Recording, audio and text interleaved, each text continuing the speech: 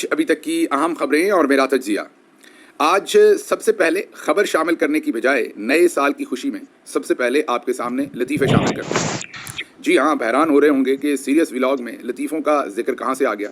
ये मैं नहीं कह रहा, ये भाई हफीज़ुर रहमान ने आपके लिए इंतज़ाम किए हैं। हफीज़ुर रहमान कौन है? Major general retired हफीज़ुर Rahman, chairman PTA.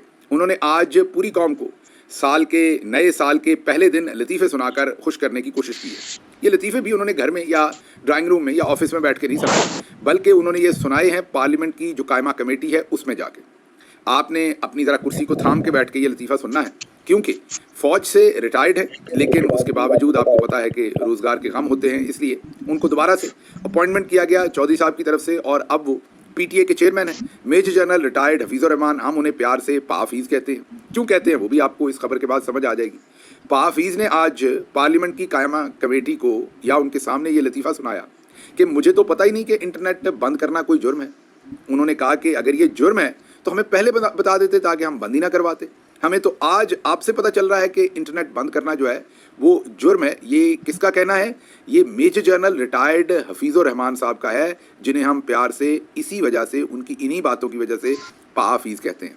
तो पा हफीज़ साहब आज गए पार्लियामेंट की जो कायमा कमेटी है उसके सामने। वहाँ पर आईटी की मिनिस्ट्री भी थी और वहाँ पर पीटीए भी था, और जो उसके अंदर मेंबरान थे, सेनेटर्स थे, वो सवालात पूछ रहे थे कि ये आपने इंटरनेट क्यों इतना बंद कर दिया है।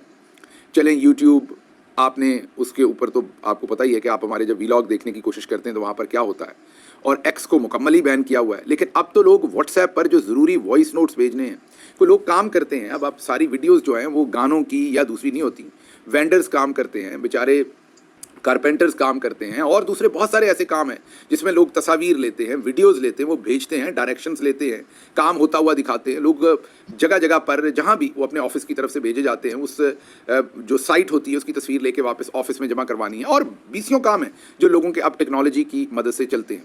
तो आज सेनेटर्स ने पा हफीज़ से पूछा कि जनाब आली, ये जो आप इंटरनेट बंद कर देते हैं, इससे पूरी ज़िंदगी बंद पड़ी है, तो ये आप क्यों करते हैं? उन्होंने कहा हमें तो हुकूमत ख़त लिखती है तो हम बंद कर देते हैं। उसमें से एक सेनेटर साहब ने कहा कि ये कहीं भी आइन में नहीं लिखा कि आप ऐसे इंटरनेट बंद कर सकते हैं या कोई आपसे करवा सकता है। तो उन्होंने कहा कि पिछले कई सालों से हुकूमत हमसे इंटरनेट बंद करवा रही है, और जब हुकूमत ख़त लिखती है हम इंटरनेट बंद करवा देते हैं। पा हफीज़ ने वही किया जो नवाज शरीफ साहब के बेटे ने किया था। याद है आपको, हामिद मीर के शो पर उन्होंने पनामा लीक्स के बाद आकर ये कहा था कि अल्हम्दुलिल्लाह ये प्रॉपर्टीज़ हमारी हैं और इसकी बेनिफिशरी हमारी बाजी भी हैं। याद है आपको, उससे पहले बाजी कहती थी कि मेरी लंदन तो क्या पाकिस्तान में भी कोई प्रॉपर्टी नहीं है। तो जो हुसैन नवाज थे उन्होंने खुद ही अल्हम्दुलिल्लाह कहकर टेलीविज़न पर शरीफ ख़ानदान को खुद ही झूठा साबित कर दिया था। आज पा हफीज़ ने भी आप उसमें उनकी सादगी कहें, अब बेवकूफ़ी कहना है, जो भी लफ्ज़ आप इस्तेमाल करेंगे, मेरे तो वो पा हफीज़ हैं। तो पा हफीज़ ने आज अपनी तरफ ही गोल कर दिया। उन्होंने कायमा कमेटी में ये भी बताया कि जनाब ये सिर्फ आम दिनों पर ही इंटरनेट नहीं बंद होता रहा, हमने तो इलेक्शन पे भी बंद किया था। उन्होंने कहा अगर गैर कानूनी था इंटरनेट बंद करना तो फिर इलेक्शन पे बंद क्यों करवाया गया था। और उन्होंने कहा कि हुकूमत हमें बार बार ख़त लिखती है, हम इंटरनेट बंद कर देते हैं। फिर उनसे पूछा गया कि आए दिन हुकूमत बता देती है कि ये, या चौधरी साहब फैला देते हैं खबर कि ये शार्क ने पाकिस्तान की इंटरनेट की केबल काट ली, खा ली, तो क्या ये वाकई शार्क जो है ये इंटरनेट की केबल को खाती है, काटती है? तो उन्होंने कहा नहीं, शार्क ये काम नहीं कर सकती, ये काम सिर्फ पा हफीज़ कर सकता है। और पा हफीज़ कर सकता है जब उनके पास ये ख़त आया हुकूमत की तरफ से। तो पा हफीज़ फिर समंदर में जांगिया पहनते हैं। आप ज़रा एक मिनट के लिए सोचें, पा हफीज़ को जांगिया पहना हुआ है, काली ऐनक लगाई हुई है, समंदर के किनारे पहले खड़े होते हैं, फिर छलांग मारते, फिर अंदर केबल ढूंढते हैं और फिर दांतों से काट देते हैं। तो इस तरीके से पा हफीज़ जो है, उन्होंने कहा कि ये सिर्फ हम इंटरनेट बंद कर सकते हैं, केबल नहीं काट सकती शार्क। तो एक तो आज ये भी, लेकिन साथ उन्होंने ये बताया कि पाकिस्तान के पास 5 केबल्स हैं, पहले कहते थे 7 हैं, आज पता चला 5 हैं। और उन्होंने कहा कि नई केबल्स पर काम शुरू हो गया है, तो हमें इंटरनेट की स्पीड बढ़ाने के लिए और केबल्स ऐड करनी है। ये तो पा हफीज़ लफाजी कर रहे थे, क्योंकि इंटरनेट की स्पीड आज से चंद महीने पहले या 1 साल पहले तक भी तो ठीक ही चल रही थी ना। ये अचानक इंटरनेट की तारों को क्या गर्म कर दिया पा हफीज़ ने कि अब वो नहीं चल रही। लेकिन आज का जो लतीफ़ा था वो यही था कि पार्लियामेंट की ब्रीफिंग के अंदर पा हफीज़ बेचारों ने आकर बिल्कुल हाथ खड़े कर दिए और ये कहा कि मुझे तो पता ही नहीं था कि ये गैर कानूनी है, मैं तो ऐसे ही बंद करता रहा इसे। और फिर साथ मेरा ख्याल एक जुमला और भी कहा कि हमें ये भी नहीं पता कि इसका नुकसान क्या होता है। ये वाला जो जुमला है ये रिपोर्ट नहीं हुआ, ये मुझे किसी रिपोर्टर ने बताया, ये एक जुमला, इसलिए मैं इसे कंफर्म नहीं कर सकता कि ये बोला कि नहीं। लेकिन अगर बोला है तो फिर क्या ही बात है कि अगर पीटीए के चेयरमैन को नहीं पता कि इससे नुकसान होता है कि नहीं, और वो शख्स मेजर जनरल रिटायर्ड हुआ हो आर्मी से। तो मैंने फिर इस सारी बात को देख के जो कुछ इन्होंने किया है اور اس میں حافظ کا جو مائنڈ سیٹ ہے کہ ان سے پوچھا کہ آپ یہ انٹرنیٹ کیوں بند کرتے ہیں، تو انہوں نے کہا کہ پیچھے سے خط آتا ہے، ہم آگے بند کر دیتے ہیں. مطلب ان کو چیئرمین پی ٹی اے لگایا، یہ واپس خط نہیں لکھتے کہ اس سے پوری دنیا میں جگہسائی ہوگی، کیا کیا چیزیں انٹرپٹ ہوں گی، پاکستان کو کتنا بڑا نقصان ہوگا، یہ نہ کیجیے، یہ نہیں کرنا چاہیے. مطلب یہ اپنا مائنڈ اپلائی نہیں کرتے، یہ سنتری بادشاہ بنے ہوئے ہیں کہ کسی نے آگے کہا گیٹ کھول دو تو انہوں نے کھول دیا، کسی نے کہا بند کر دو تو انہوں نے بند کر دیا. تو حضور اگر یہ کام ہے تو پھر کسی غریب آدمی کو جو بیچارہ ان پڑھ بھی ہے گاؤں سے، اس کو لا کے چیئرمین پی ٹی اے بناتے ہیں جب مائنڈ ہی اپلائی نہیں کرنا. خط آیا کرے گا، وہ اگر انگریزی میں خط نہیں بھی پڑھ سکے گا وہ گھنٹی بجائے گا.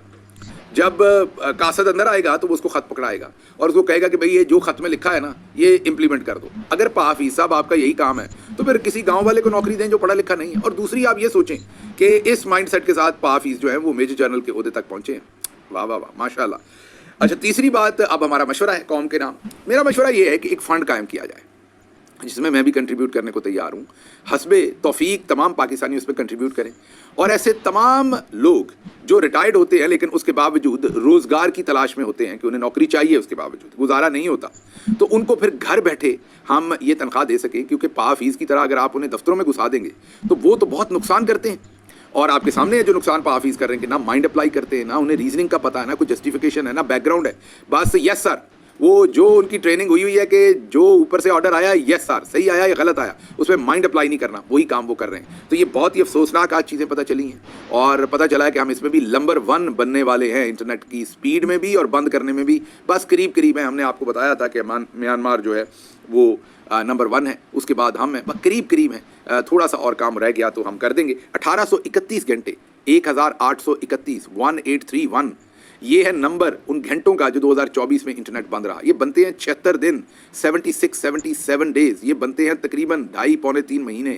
تو پاکستان میں 9.25 یا 9.5 مہینے صرف پاکستانیوں کو انٹرنیٹ ملا ہے، باقی تمام ٹائم انٹرنیٹ بند رہا ہے. تو یہ حافظ کا کارنامہ ہے، اور میرے خیال میں تو اب حافظ کو اس پوزیشن سے ریزائن کرنا چاہیے. کیونکہ آج جو ان کی پرفارمنس ہے پارلیمنٹ کی قائمہ کمیٹی میں، کریں گے وہ نہیں اللہ کے کرم سے، لیکن آج ان کی جو پوزیشننگ ہے وہاں پر اور جو باتیں انہوں نے کی ہیں، جو انہوں نے مزے کا خیز باتیں کی اور اپنا اور اپنے اس پوزیشن کا مذاق اڑوایا ہے، وہ سمجھ سے باہر. اچھا جی، دوسری خبر سپریم کورٹ آف پاکستان سے رکھتے ہیں. یہ پہلا نتیجہ ہے 1 مئی، وہ تو لطیفہ تھا پہلا، یہ آج پہلا نتیجہ ہے. آپ کے نام پہلی خوشخبری سپریم کورٹ سے آئی ہے جو یقینی طور پر ایک خوشخبری ہے. پی بی بلوچستان کی پروونشل اسمبلی کی یہ سیٹ ہے 45، یہاں سے جتوایا گیا تھا محمد علی جاتک کو. پیپلز پارٹی کے ہیں، یہ پی ٹی آئی کے نہیں ہیں، لیکن اس کے باوجود ہم کہتے ہیں خوشخبری ہے. کیوں؟ کیونکہ آج 1 جنوری کو سپریم کورٹ کے 3 رکنی بینچ، جس کا فیصلہ جسٹس عقیل عباسی صاحب نے لکھا، انہوں نے چودھری نظام الدین کی چوری کو ننگا کر دیا ہے. تفصیلی فیصلے کے اندر انہوں نے وہ کچھ لکھ ڈالا ہے کہ اب سب کے سامنے سپریم کورٹ کی طرف سے سٹیمپ ہو گیا کہ کس طریقے سے جسٹس لانت، الیکشن کمیشن آف پاکستان اور اوپر چودھری نظام الدین صاحب نے مل کے داندلی کی. اس فیصلے میں جس میرا خیال جمعیت علماء اسلام کے کینڈیڈیٹ کو ہروایا گیا تھا، محمد علی جاتک کو دھوکہ دہی سے جتوایا گیا تھا.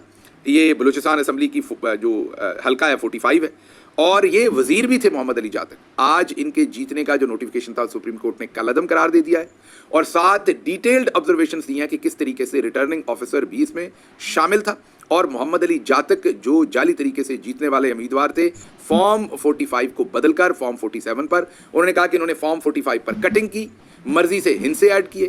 اگر کہیں پر 30 لکھا تھا تو اس کے ساتھ 3 لکھ دیا، 330 ہو گیا. اگر کسی پر کوئی اور چیز تو ایک ہنسا ایڈ کر کے ووٹ سینکڑوں میں بنا لیے. جس شخص کے ووٹ سینکڑوں میں تھے وہ ہزاروں میں بنا لیے ایک ہنسا ایڈ کر کے. مطلب اگر 130 لکھا تھا تو ساتھ 5 ایڈ کر دیا، 5130 بن گیا.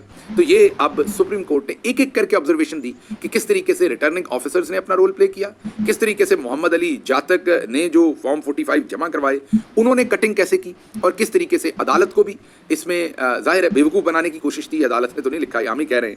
اور اس میں الیکشن کمیشن کا جو ریٹرننگ آفیسر کا اس میں ان کی انوالومنٹ تھی. آج سپریم کورٹ آف پاکستان، یہ پہلا کیس تھا جو یہاں تک پہنچا ابھی 8 فروری کا، اور اس میں آج سپریم کورٹ نے نظام کو ننگا کر کے رکھ دیا ہے کہ کس طریقے سے 8 فروری کو چوری کی گئی اور یہ تمام لوٹ کی گئی پاکستان میں الیکشن کی.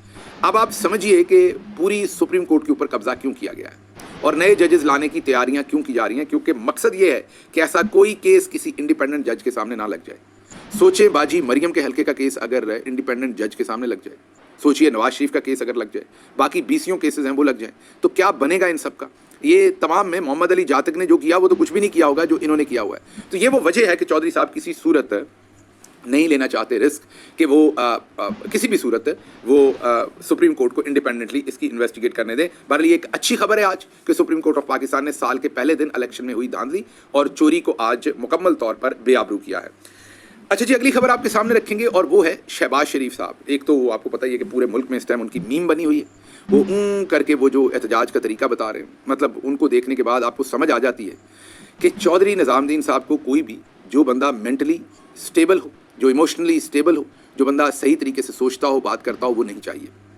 انہیں ایسے جوکر اور نمونے چاہیے جو شہباز شریف ہیں. لیکن انہوں نے ایک ٹویٹ کیا، اور آپ کو یہ تو پتہ ہی ہے کہ ٹویٹر ایکس جو ہے وہ پاکستان میں بلاک ہے، وی پی این لگا کر ظاہر ہے. شہباز شریف نے ٹویٹ کیا اور اس میں کہا کہ وٹ آ ریمارکیبل ایئر، اور ہم نے بلندیوں کو چھوا اور ہماری بہت کامیابیاں ہیں. لیکن اس میں ایک لائن بڑی مزے کی، اس میں انہوں نے بہت ہی فخر کے ساتھ یہ کہا کہ ہم نے پاکستان کو ڈیفالٹ ہونے سے بچایا. یہ لائن بڑی امپورٹنٹ ہے، ہم نے پاکستان کو ڈیفالٹ ہونے سے بچایا. اب یہ بڑی انٹرسٹنگ بات ہے کیونکہ جب 2022 میں 9 اپریل کو عمران خان صاحب کی حکومت کو ہٹایا گیا تو جی ڈی پی کا گروتھ ریٹ جو تھا وہ 6% سے پلس میں تھا. آج میری ٹیم نے آج مجھے بتایا ہے کہ میں لگاتار آپ کو غلط نمبر بتا رہا ہوں. میری سرزنش بھی کی ہے ہمارے جو پروڈیوسر صاحب ہیں انہوں نے کہ آپ کو ہم نمبر کوئی اور بتاتے ہیں، آپ آگے جا کر کوئی اور لے لیتے ہیں، تو میری ان سے معذرت. میں نے 0.98 کہا تھا، 0.98. انہوں نے مجھے بتایا کہ نہیں، یہ 0.98 نہیں ہے، یہ 0.92 ہے جو گورنمنٹ نے خود نمبر جاری کیا ہے. تو آج جی ڈی پی کی گروتھ ریٹ 0.92 ہے جو عمران خان کے زمانے میں 6% پلس تھا. اب ہمیں یہ سمجھ نہیں کہ یہ ڈیفالٹ کہاں سے آ گیا. عمران خان کے زمانے میں تو ڈیفالٹ نہیں کر رہا تھا، پاکستان اوپر جا رہا تھا. تو پہلے 2022 میں انہوں نے حکومت لی، پاکستان کو ڈیفالٹ کرایا یا ڈیفالٹ کے قریب پہنچایا. یاد کیجئے خواجہ محمد آصف کا اپنا بیان کہ پاکستان نے ڈیفالٹ کرنا نہیں ہے، پاکستان ڈیفالٹ کر گیا ہے. پہلے انہوں نے ایک چلتے پھولتے پھلتے ملک کو ڈیفالٹ کرایا، یہ 2022 کی بات ہے. پھر 2023 میں بھی ان کے بقول ڈیفالٹ ہی رہا، اور اب 2024 میں انہوں نے پاکستان کو ڈیفالٹ میں سے بچا لیا. تو 2022 2023 2024 تینوں سال انہی کی حکومت رہی. تو پھر یہ کس نے ڈیفالٹ سے بچا لیا اور کروا لیا؟ مطلب پہلے آپ خود ہی ڈیفالٹ کرائیں گے اور پھر بچائیں گے اور پھر اس کی داد بھی وصول کریں گے. کون لوگ ہو؟ تو یہ پڑھے لکھے نہیں ہیں، اوپر سے ان کے دماغ میں عقل نام کی کوئی بات نہیں ہے، اور یہ سمجھتے یہ ہیں کہ عوام بھی بے وقوف ہے. اب آگے آپ کے سامنے رکھتے ہیں یہ جو جی ڈی پی کی شرح ہے نا اس وقت 0.92، یہ 1952 سے آج تک کبھی ایسا نہیں ہوا. اس سے پہلے کیونکہ پاکستان بالکل ابھی بنا تھا 1947 میں، کوئی ادارہ ابھی نہیں بنا تھا، کوئی ایک نیا ملک بنا تھا. ہندوستان نے کافی سارا پیسہ بھی جو بنتا تھا کچھ نہیں دیا تھا، کچھ دے دیا تھا. تو وہ سال تھے 1951 1950 1952 جب پاکستان میں یہ حالات تھے 0.92 والے. اس کے بعد سے لے کے آج تک، مین پاکستان کے بننے کے بعد سے لے کے آج تک کبھی اتنی بدترین پرفارمنس نہیں آئی. اس کے بعد ہم نے آپ کو بتایا تھا کہ جو باہر سے انویسٹمنٹ ہے وہ نہ ہونے کے برابر ہے، اور صرف ایک فورم کے اوپر انویسٹمنٹ جو ہے وہ 64% کم ہو گئی. اس کے بعد ہم نے آپ کو بتایا کہ SIFC میں جو انویسٹمنٹ آنی تھی وہ بالکل نہیں آئی. پھر ہم نے آپ کو بتایا کہ ورلڈ بینک کی ایک رپورٹ آئی ہے کہ پچھلے ایک سال میں، جی ہاں پچھلے ایک سال میں ورلڈ بینک کہہ رہا ہے کہ پاکستان میں 1,30,00,000 مزید لوگ، یہ غور سے سنیے نمبر، 1,30,00,000 مزید لوگ غربت کی لکیر سے نیچے چلے گئے یا مزید غریب ہو گئے. تو 1.25 کروڑ مزید غریبوں کا اضافہ کیا گیا ہے پاکستان میں، یہ ورلڈ بینک بتا رہا ہے. پھر SIFC میں جو انویسٹمنٹ آنی تھی وہ تو کیا آنی تھی، ہم نے اب ریکوڈک کے 15% شیئرز بیچ دیے ہیں. کتنے میں؟ $54 کروڑ میں. اب یہ بھی بہت بڑا ایک اسکیم ہے، اسکینڈل ہے، کیونکہ جس ریکوڈک کو نہ کرنے، صرف نہ کرنے کا جرمانہ 6.5 ارب تھا، اس کے 15% شیئر 54 کروڑ کے. دماغ مانتا ہے یہ لگ رہا ہے کہ یہ بھی پریزیڈنٹ ٹرمپ تک پہنچنے کے لیے مجھے لگتا ہے کہ کچھ نہ کچھ یہ کر رہے ہیں، اور یا پھر اپنی کک بیکس لیں گے یا کچھ اور کریں گے. ورنہ جس پروجیکٹ کو کرنے نہ کرنے کا صرف جرمانہ 6.5 ارب ہو، اس کے 15% شیئرز کو آپ $54 کروڑ میں کیسے بیچ سکتے ہیں؟ خیر پھر ہمیں بتایا گیا کہ نہیں، اب ہم نے بنجر زمینیں آباد کرنی، ہم نے زراعت میں جانا ہے، تو ہم اس کی بھی آپ کو خبریں دے چکے ہیں. کنو ہم 9ویں نمبر پر تھے دنیا میں پروڈکشن میں، آج 20ویں نمبر پہ ہیں. زراعت پچھلے سال کسانوں نے 6.5 ملین ایکڑ گندم کاشت کی تھی، اس سال 12 ملین ایکڑ ہے صرف، کیونکہ ان کی گندم برباد کر دی تھی. گنا 1 مہینے سے زیادہ ہو گیا کرشنگ شروع ہوئے، ان کا نہ ریٹ طے کیا گیا کسانوں کا، وہ مارے پھر رہے ہیں، نہ پورا تل رہا ہے، نہ کوئی خرید رہا ہے، نہ ریٹ دے رہا ہے، نہ انہیں پیسے مل رہے ہیں، جو کہ پچھلے 30-40 سال میں واحد عمران خان کی حکومت میں انہیں ایک وقت آیا تھا کہ انہیں یہ چیزیں ملی نہیں.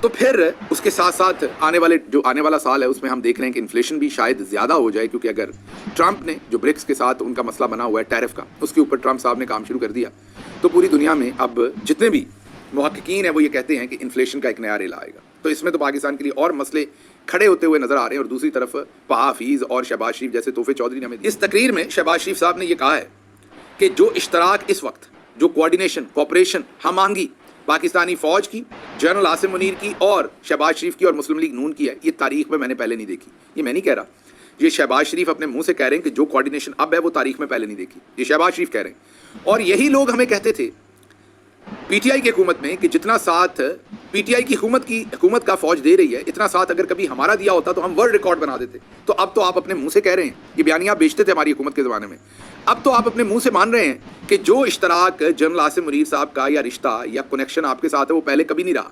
آپ کی اسٹیٹمنٹ کے مطابق پہلے پی ٹی آئی کے زمانے میں بھی نہیں رہا.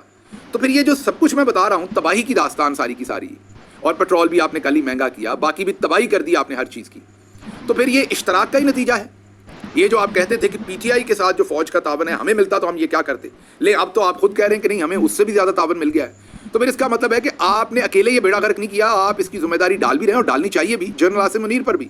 تو یہ ان کی بھی ذمہ داری ہے جو کچھ ہوا ہے، یہ سب کچھ جو کچھ سامنے آ گیا ہے. تو اس کا مطلب یہ ہے کہ یہ اچیومنٹس آپ کی اور ان کی اکٹھی ہیں. اور اس کا مطلب یہ بھی ہوا کہ جو ہمیں پچھلے 70 سال میں یہ بتایا گیا کہ بس سویلین ہی جو ہے نا وہی ملٹری ڈکٹیٹرز تو بڑے آپ ذہین ہوتے ہیں، وہ تو بڑا کام کرتے ہیں، یہ سویلین لیڈر ہی نکمے ہیں. تو اس کا مطلب، اور ہمیں اگر موقع ملے تو ہم پتہ نہیں کیا کر دیں گے. اس کا مطلب ہے کہ آپ کو تو موقع ملا، اب تو آپ کے ہاتھ کی گورنمنٹ ہے، بلکہ آپ ہی گورنمنٹ ہیں، آگے تو چہرے ہیں شہباز شریف کے. تو اس کا مطلب ہے کہ اکیلے شہباز شریف کی یہ پرفارمنس نہیں ہے، یہ آپ سب کی مل کے پرفارمنس ہے، اور پاکستان کو ہم نے یہاں تک پہنچایا ہے.